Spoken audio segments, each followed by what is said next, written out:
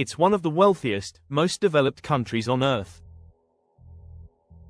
Known for its breathtaking landscapes, clean air, and world-class infrastructure, New Zealand ranks high on nearly every global index of livability. Its roads are efficient, its cities are modern, and its commitment to innovation is well recognized. But amid all the progress, one glaring absence has left people puzzled for decades. There is no bridge, none at all, connecting New Zealand's North and South Islands. The North Island and South Island are the two main landmasses that make up the country. They're separated by the Cook Strait, a narrow body of water that measures only around 20 kilometers at its narrowest point. And yet, there is no fixed link, no bridge, no tunnel, connecting them. In a world where countries build engineering marvels across oceans and deserts, this absence raises a very big question. Why has no one ever built a bridge across the Cook Strait? This is not just a matter of convenience. A New Zealand bridge connecting the islands could, in theory, transform the national economy, cut travel time, and revolutionize freight transport. Currently, all vehicles and cargo must rely on ferries that make the slow and often weather-challenged crossing. For a country so deeply connected to trade, tourism, and mobility, the absence of a bridge feels like a curious exception, some would say a national mystery. Over the years, many have asked the same thing. Why is there no bridge between the North and South Islands? It seems like a natural step in the development of any modern nation. After all, countries have built bridges over far wider gaps and far deeper waters. So why hasn't New Zealand followed suit? Is it a question of money? Of engineering limits? Or is something else, something less obvious, at play? As we dive deeper into this question, the answers begin to unfold like layers of a complex puzzle. There are hidden costs, geological challenges, political divides, and deep environmental concerns. There's the seismic volatility of the Cook Strait, one of the most unpredictable stretches of water in the world. There's the staggering price tag such a project would carry. And there's something else too, something more philosophical. Perhaps the reason there's no bridge is tied not only to logistics but to how New Zealand defines itself as a nation. In this video, we'll uncover the full story behind the New Zealand bridge mystery. We'll explore the Cook Strait and its treacherous nature.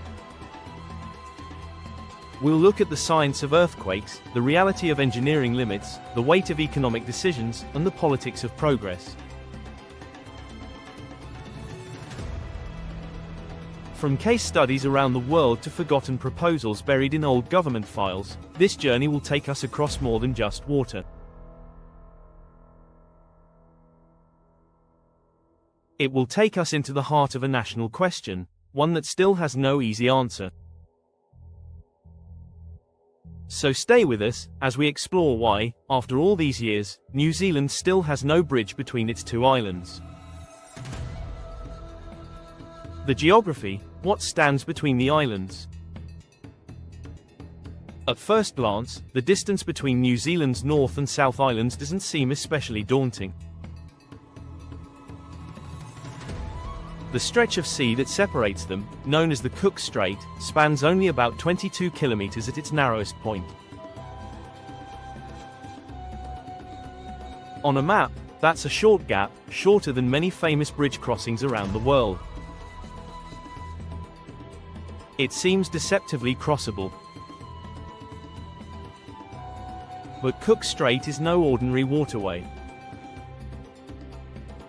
What lies between the islands is not just ocean, it's one of the most complex and volatile stretches of sea anywhere on the planet. Cook Strait is known for its treacherous personality. It's a narrow funnel between two massive landmasses, where tidal forces from the Pacific Ocean and the Tasman Sea collide with ferocity. These opposing forces don't blend smoothly. Instead, they slam into each other, generating swirling currents and chaotic whirlpools. The Cook Strait currents are some of the most powerful tidal flows on Earth. Even large ferries must navigate them carefully, adjusting speed and direction constantly just to maintain course. In some places, underwater ridges and deep channels create dramatic shifts in current velocity. When combined with shifting wind patterns and abrupt pressure systems, the result is a sea that's as unpredictable as it is unforgiving. Sailors who've crossed Cook Strait describe it not as a challenge, but as a test of nerve. There are calm days, certainly, but they're fleeting. Most days, the strait is a restless and roaring beast. Add to this the fact that Cook Strait is a geological fault line. It lies on the boundary between the Australian and Pacific tectonic plates. This makes the entire area a hotbed of seismic activity. Earthquakes are not a possibility here, they're a certainty. New Zealand sits at the edge of one of the most active tectonic collision zones in the world, and Cook Strait runs directly through the heart of it.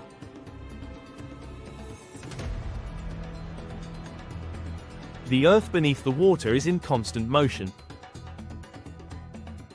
Any structure that spans this region would need to survive not just the movement of the sea, but the shaking of the land below it. The seismic volatility makes even the idea of building deep foundations in the strait an enormous risk. Engineers would be forced to design a structure capable of surviving not just minor tremors, but potentially catastrophic earthquakes. And unlike buildings on land, a bridge in Cook Strait would be exposed to simultaneous forces from below, above, and around. The engineering required to survive such constant punishment would be unprecedented. Weather further complicates things. Gale force winds are a regular feature of life along the strait.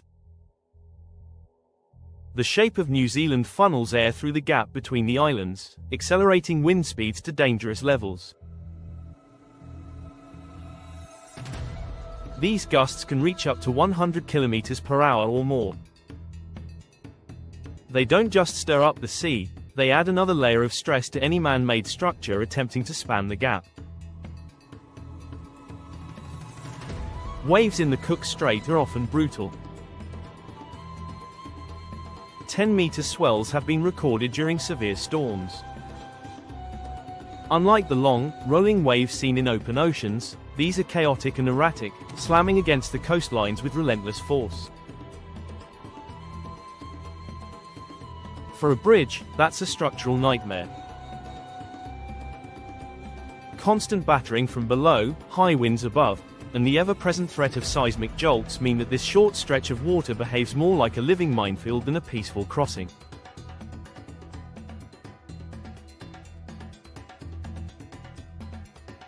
It helps to put this in global context. Consider the Øresund Bridge between Denmark and Sweden, which stretches nearly 8 kilometers across the Baltic Sea. It's an engineering marvel, but it crosses relatively shallow, calm waters with little seismic threat. Or look at the Golden Gate Bridge in San Francisco. It spans less than 3 kilometers, and while it's built in a seismic zone, its challenges pale in comparison to what Cook Strait presents. Even the Channel Tunnel between the UK and France, though long and expensive, was carved through relatively stable rock beneath a predictable body of water. In contrast, Cook Strait is deep, wild, and constantly shifting. Its geography is not just complicated, it's antagonistic to construction. It resists predictability. The North Island-South Island geography is defined by movement, instability, and extremes of nature. Where other countries see an engineering project, New Zealand sees a natural force that doesn't want to be tamed. Any bridge over Cook Strait would need to span a combination of deep trenches, steep underwater cliffs, and unstable slopes. These features make it impossible to use traditional bridge supports in many areas. The depth alone would rule out most known construction techniques. Some have suggested floating bridges or submerged tunnels, but even those ideas crumble under the weight of the environmental and geological pressure Cook Strait exerts.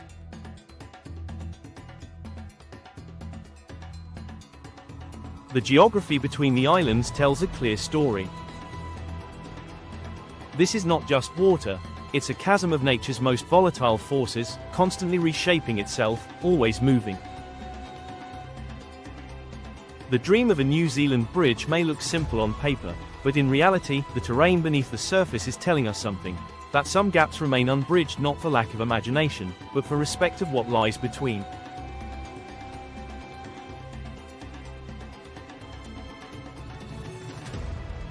The engineering, could a bridge even work? The idea of building a bridge between New Zealand's two main islands has fascinated engineers and dreamers alike for generations. At first glance, the numbers seem manageable. The narrowest part of Cook Strait spans around 22 kilometers, which might sound like a modest stretch when compared to other bridge projects around the world.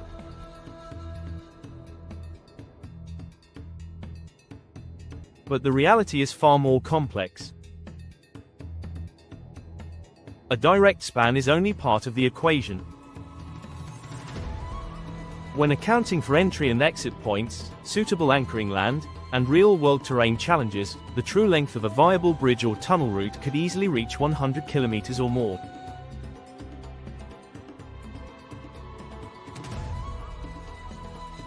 And with each added kilometer comes added complexity and added risk. The engineering challenges of crossing Cook Strait begin with its depth. In some parts, the seafloor drops to nearly 200 meters. That's far beyond the capacity of traditional bridge foundations. While shallow waters can support columns or piers, deeper regions demand alternative solutions, like floating bridge segments, long suspension spans, or submerged tunnel tubes. Each of these options comes with enormous technical demands and, more critically, astronomical costs. The deeper and more volatile the water, the more extreme the engineering needs become. One of the most serious concerns in any Cook Strait bridge engineering proposal is seismic activity. Building a bridge in earthquake zones requires a completely different class of design. It's not just about creating a strong structure, it's about creating a flexible one. The entire strait lies on the boundary of two major tectonic plates, which means frequent shifting of the Earth's crust. Bridges in such zones must be able to absorb seismic shocks without catastrophic failure. This involves flexible joints, seismic dampers, and multi-directional sway tolerance. And while such technologies exist in theory, applying them on the scale needed for Cook Strait would be a leap into uncharted engineering territory. Materials pose another formidable challenge. Steel and reinforced concrete are standard in bridge construction, but when used in a corrosive marine environment, they degrade quickly. Salt-laden winds, aggressive tidal forces, and constant moisture create the perfect storm for long-term structural decay. To fight back, engineers must use advanced coatings, special alloys, and expensive maintenance systems. In an environment like Cook Strait, this would become a never-ending battle. Any bridge here wouldn't just be expensive to build, it would be even more expensive to maintain. Some have proposed floating bridges as a potential solution. These are anchored structures that rest on the water's surface, commonly used in calmer inland lakes or fjords. The idea might seem appealing, but it collapses under scrutiny. The floating bridge Cook Strait idea fails when confronted with the region's violent currents, steep swells, and constant motion. Anchoring a floating structure in one of the most geologically active and meteorologically volatile marine corridors on Earth is not just ambitious, it's virtually impossible.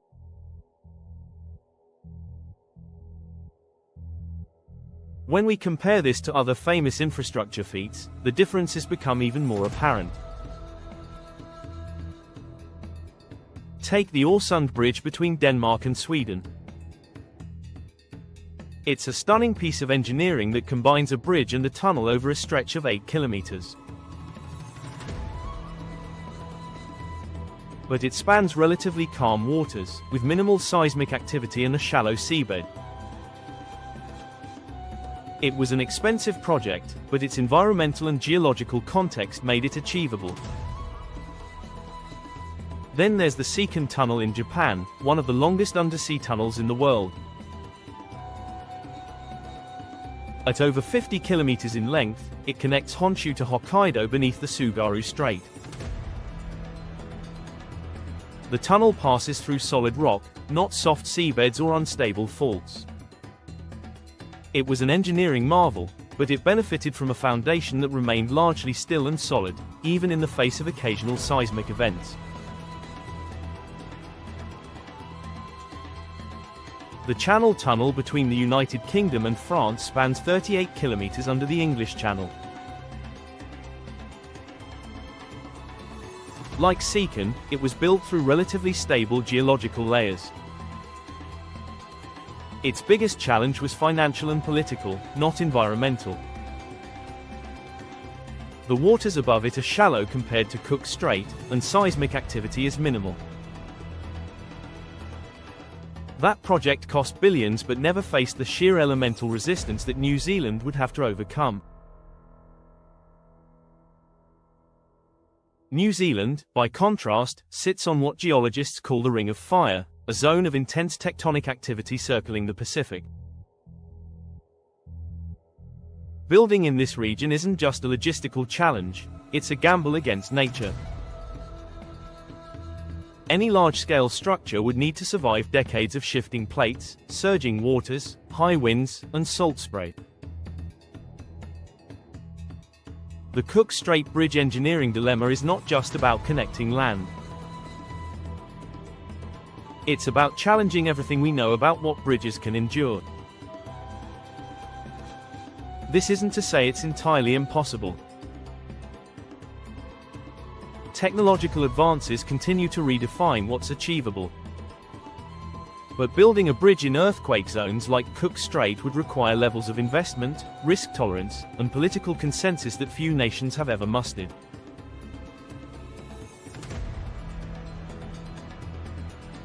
It's not just about drawing lines on a blueprint.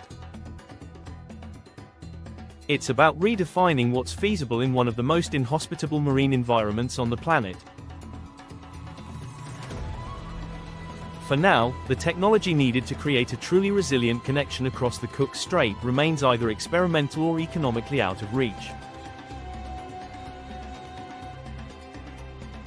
The dream persists in architectural renderings and academic papers, but each time it's brought to the table, the same problems rise to the surface.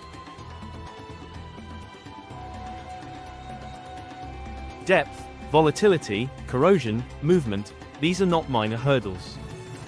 They are fundamental barriers. A bridge between the North and South Islands of New Zealand would not be a bridge in the traditional sense. It would be a statement of defiance against nature's most unpredictable forces. And as it stands today, nature still holds the upper hand. The economics, price tags and national priorities, even if the sea could be tamed, and the engineering could be conquered, another monumental challenge looms over any proposed Cook Strait crossing: the cost. The financial reality of such a project is staggering. According to a range of feasibility assessments, including those quietly reviewed by New Zealand transport authorities in recent years, the estimated cost of building a fixed link between the North and South Islands would fall somewhere between 15 and 25 billion New Zealand dollars.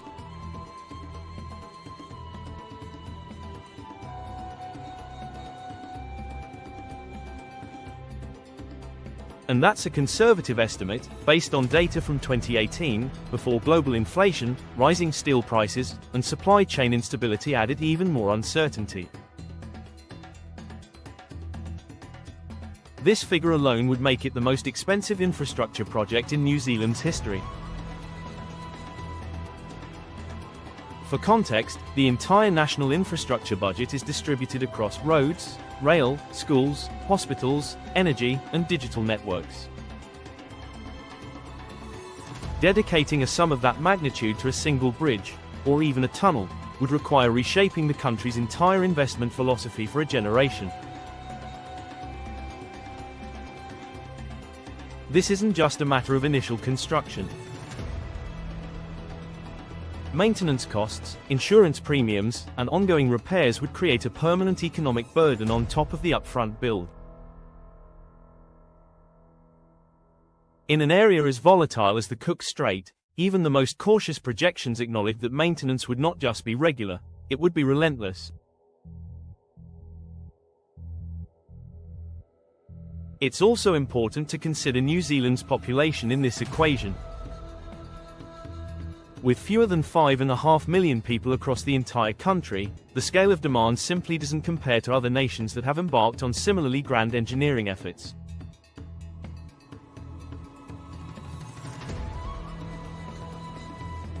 The cost-benefit analysis quickly becomes a sticking point.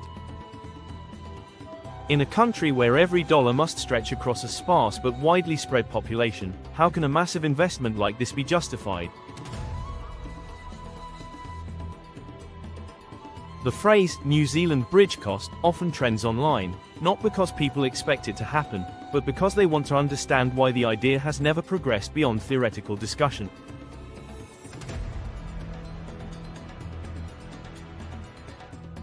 And then there's opportunity cost.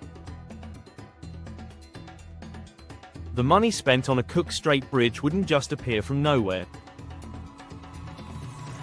It would come at the expense of other urgent national priorities. Schools in rural areas are underfunded. Hospitals are under strain. Roads in major cities face congestion and aging infrastructure. The cost of a bridge that may serve only a small percentage of the population, albeit in a dramatic and visible way, could divert resources from projects that impact millions every. There's a powerful precedent for what happens when large-scale investment must compete with national emergencies. After the devastating Christchurch earthquake in 2011, the country undertook one of the largest reconstruction efforts in its history. The rebuild cost around $40 billion, far more than any estimate for a bridge. But that spending was not optional, it was a response to a tragedy that demanded immediate attention. It revealed the limits of New Zealand's fiscal bandwidth. It also proved that when disaster strikes, even one of the wealthiest and most stable nations in the Pacific must make difficult choices.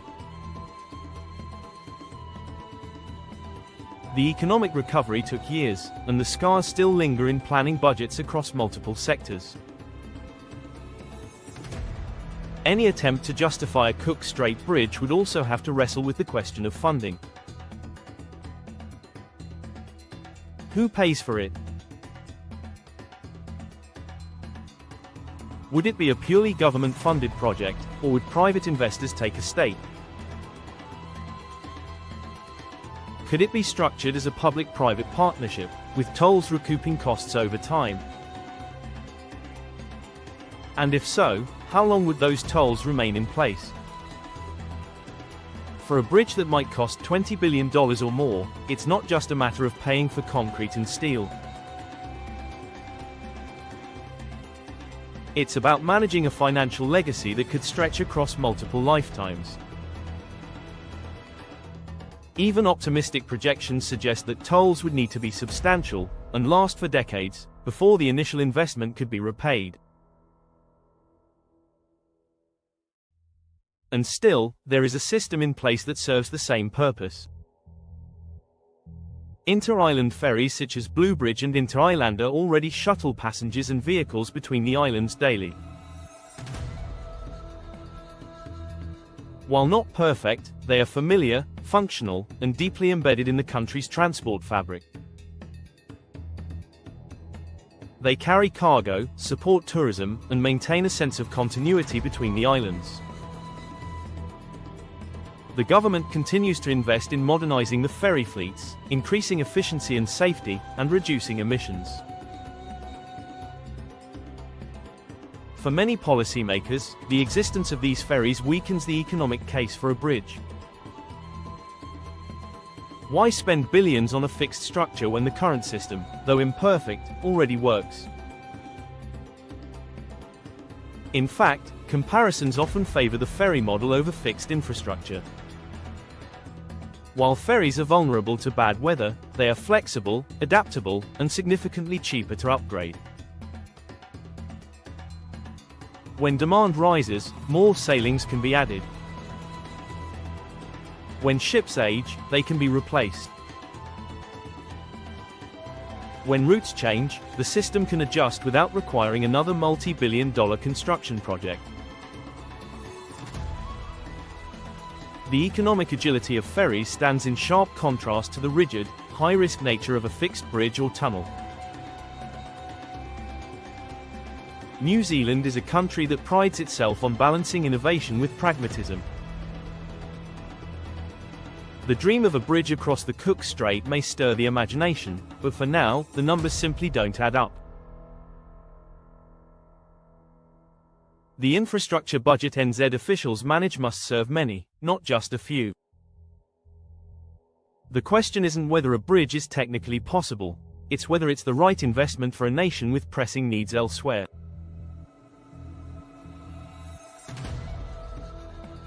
Until those numbers shift, until the equation tilts toward clear economic value, the bridge will remain an idea. Bold, inspiring, and still out of reach. The environment, nature's fierce objection. And if the sea and the budget weren't enough to halt the dream of a Cook Strait bridge, nature has yet another argument to make, and this one goes far beyond engineering.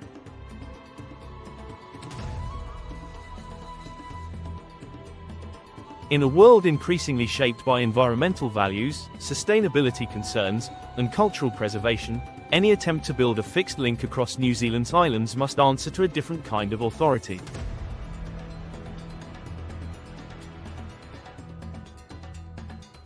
Nature speaks loudly in this part of the world, and so do the communities who live in balance with it. The Cook Strait is not simply a passage of water. It is one of New Zealand's most ecologically sensitive regions. Multiple marine conservation zones have been established along its stretch to protect delicate underwater ecosystems. These zones serve as sanctuaries for native fish, shellfish beds, coral colonies, and planktonic life that form the base of the regional food chain. The environmental impact of a Cook Strait bridge would begin with construction, but the ripple effect would be far more long-term. Foundations driven into the seabed could disrupt benthic habitats, while noise pollution during construction could interfere with marine mammal communication for kilometers in every direction.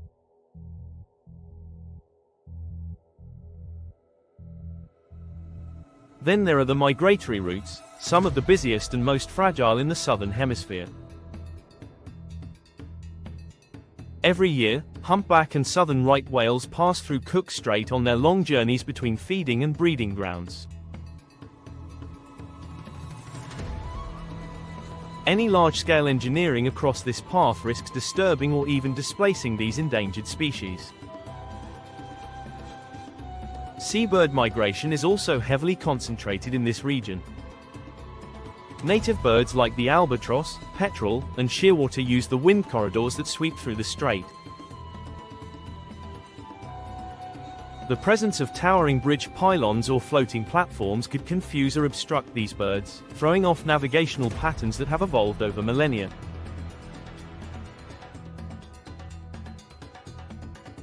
Marine life in Cook Strait thrives because of its openness, its wild unpredictability, and its lack of permanent human interference. A bridge would change that overnight. Beyond the biology lies a deeper layer of meaning, one rooted in identity and tradition. For many Māori iwi, the Cook Strait holds deep cultural significance. It represents more than a physical boundary, it is a spiritual and ancestral one. The natural separation between Te Ika and Maui, the North Island, and Te Waiponamu, the South Island, carries symbolism connected to stories of migration, separation, and sacred connection to the land and sea.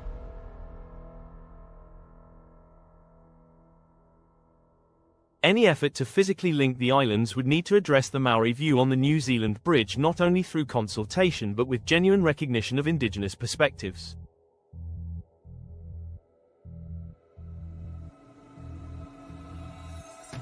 To many, the strait is not meant to be conquered or crossed by steel, it is meant to be respected as part of the land's natural story. The visual impact also cannot be ignored. New Zealand has carefully cultivated its image as a land of untouched beauty. Tourists arrive expecting wild coastlines, unbroken horizons, and ocean views that stretch forever. A bridge would alter that landscape in dramatic ways. Imagine a concrete ribbon slicing through the open waters, towering supports breaking the skyline, and service roads scarring coastal inlets. What looks like progress on a blueprint can feel like intrusion when placed against one of the world's most celebrated natural backdrops. The question becomes whether convenience justifies the loss of visual purity, a debate as emotional as it is environmental. Then comes the climate conversation. Modern infrastructure is increasingly judged not only by utility but by its carbon footprint. The emissions generated from constructing a Cook Strait bridge would be immense. Mining, refining, transporting, and assembling steel and concrete on that scale requires massive energy. Even the ferries that currently serve the crossing, while not carbon neutral, have a lighter environmental load, especially as new vessels aim to run on low-emission fuel or electricity.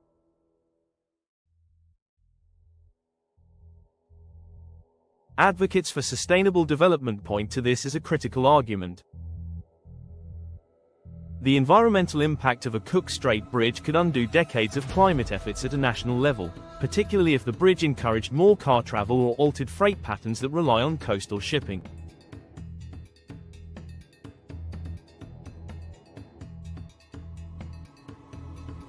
Globally, the debate around large-scale infrastructure is shifting.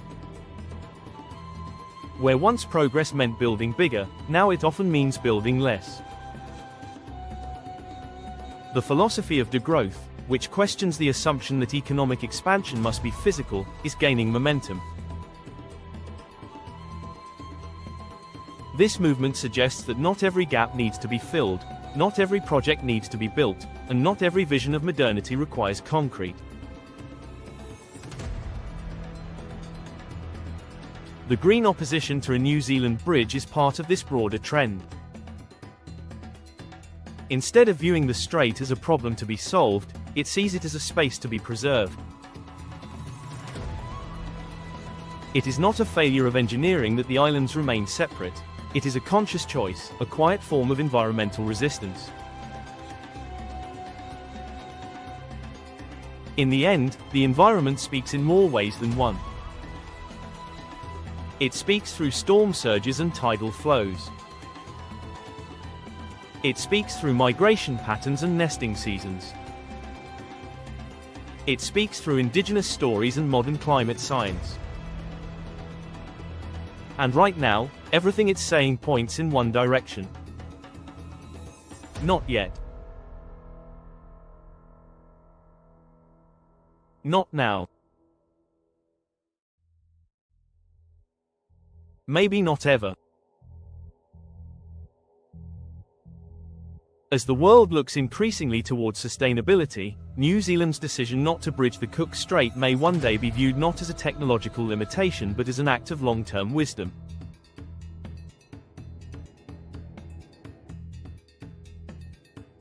A choice to protect what cannot be rebuilt.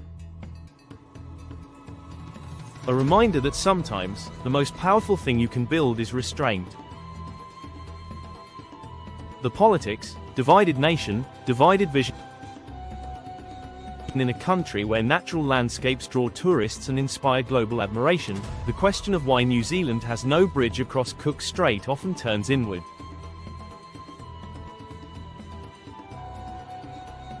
While engineers, economists, and environmentalists all offer their theories, the truth is that politics may be the most silent and decisive barrier of all. Behind every blueprint sits a decision maker. And in the case of a Cook Strait bridge, that decision maker has never stepped forward. New Zealand's political landscape has always been shaped by geography. The North Island and South Island may be part of one nation, but they represent different histories, different demographics, and often, different priorities.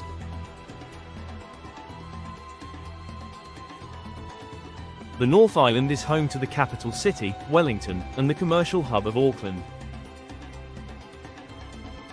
It holds the majority of the population and dominates political and media narratives. In contrast, the South Island, though rich in natural resources and tourism appeal, often sees itself as underrepresented in decision-making processes. This dynamic has long fueled the sense of a quiet rivalry, an unspoken but deeply felt division between the islands. This North Island versus South Island tension becomes particularly visible in debates over infrastructure spending.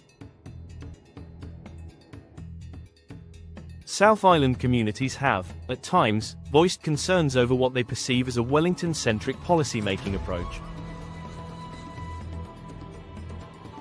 Resources tend to flow where the votes are most concentrated, and that means North Island projects often take precedence. The idea of a bridge across Cook Strait, while potentially unifying in a physical sense, risks exposing deeper fractures in national cohesion.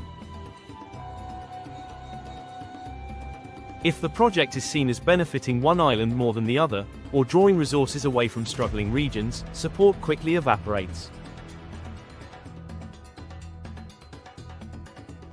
Despite the occasional media flare-up or academic exploration, no serious political party in New Zealand has ever campaigned on building a fixed link between the islands.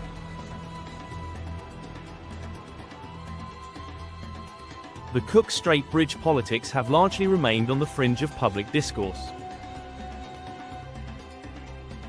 Proposals, when they do emerge, are often speculative, intended more to provoke discussion than to lay groundwork for real action. Government agencies have not allocated funds for detailed studies, and the idea rarely, if ever, makes it into long-term transport planning. Without political champions, even the most visionary ideas wither. Public opinion remains mixed. Some New Zealanders find the concept intriguing, imagining seamless travel and national unity.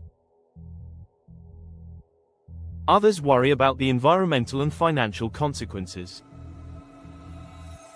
Polls and surveys conducted over the years show no clear consensus. While there is occasional enthusiasm, it tends to fade when the full cost and complexity are explained. Many citizens express a preference for improving the existing ferry systems rather than attempting to build a bridge that may ultimately prove unsustainable.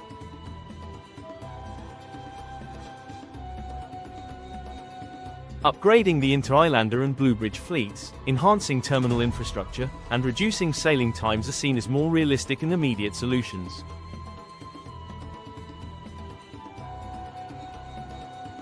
Politics is also influenced by what-ifs, scenarios that governments must prepare for, even if they hope they never occur. One often overlooked element in the debate is the strategic importance of keeping the islands separate.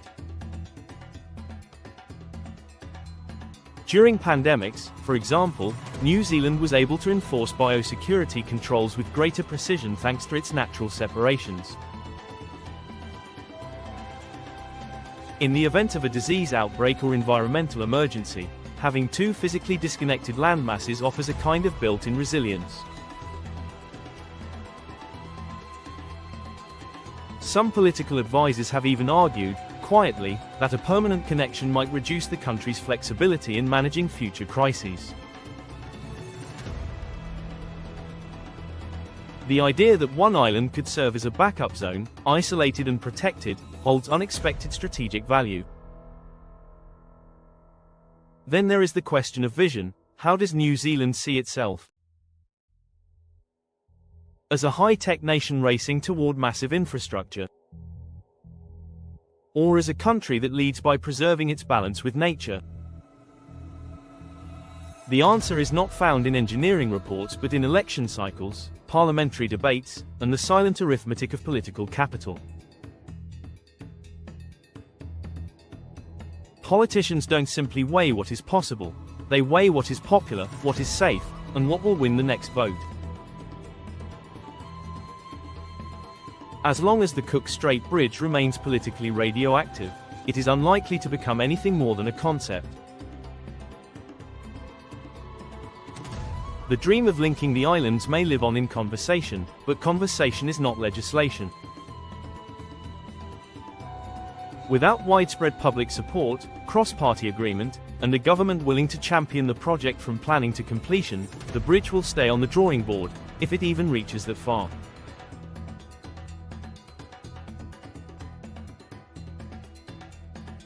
In a land defined by separation, connection may be an idea more poetic than political. And in the end, that may be the reason why no bridge spans the Cook Strait, not because it can't be built, but because no one has ever truly tried to build it.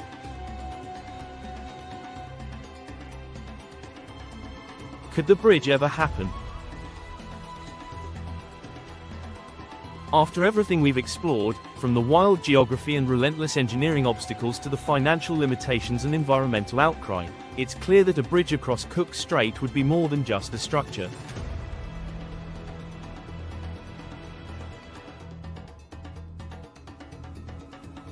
It would be a statement. It would mean rethinking how New Zealand approaches nature, national unity, and infrastructure on a grand scale. So the question remains, could it ever happen? The answer lies at the intersection of technology, political will, and national identity. Technologically, the world is evolving. New materials, construction methods, and seismic safety systems are constantly being developed.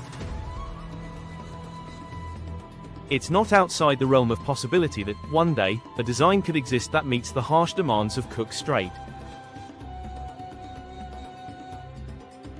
The future of NZ bridge engineering may depend less on imagination and more on innovation yet to come.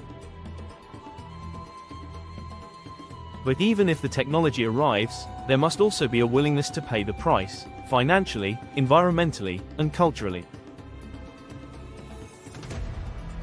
A project of this scale would require not just billions of dollars, but a generational commitment. It would need a national consensus that such a structure is worth building, maintaining, and protecting. That political will is not evident today. New Zealand's leadership has shown little appetite for investing in a bridge that would consume so much and serve so few. The cost-benefit ratio doesn't currently justify it, and in a country where public support is critical to any major initiative, the vision falls short of momentum.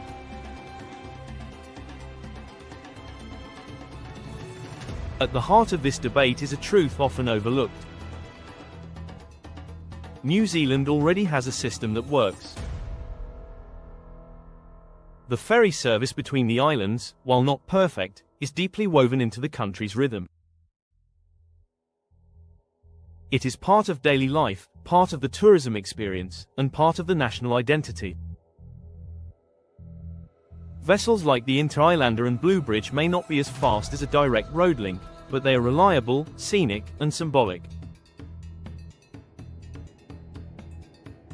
For many, crossing by ferry is not a burden, it's a tradition. It connects communities not just with steel and engines, but with ritual and memory. That sentiment reflects something deeper about the national character. New Zealand is known for its remote beauty, its ability to stay just out of reach from the noise of the world. The separation between the North and South Islands isn't just physical, it's poetic. It creates two parallel identities, each with its own culture, pace, and landscape. The absence of a bridge reinforces that duality, not as a failure of development, but as a feature of design.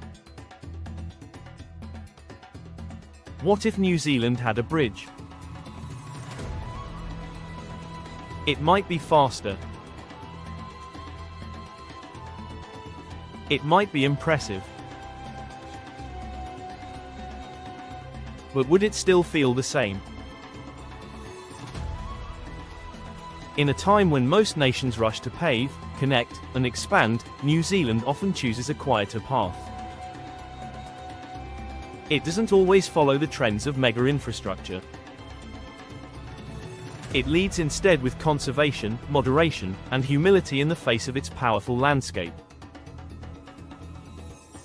Perhaps that is the most Kiwi solution of all, not to build the biggest, not to conquer nature, but to live alongside it with respect. So could Cook Strait be bridged? Yes, maybe someday. But should it be bridged? That's a question with no simple answer. It touches on more than engineering. It touches on who New Zealand is, and who it wants to be. The real mystery might not be why the bridge hasn't been built, but whether the space between the islands should remain a reminder that not all gaps are meant to be closed.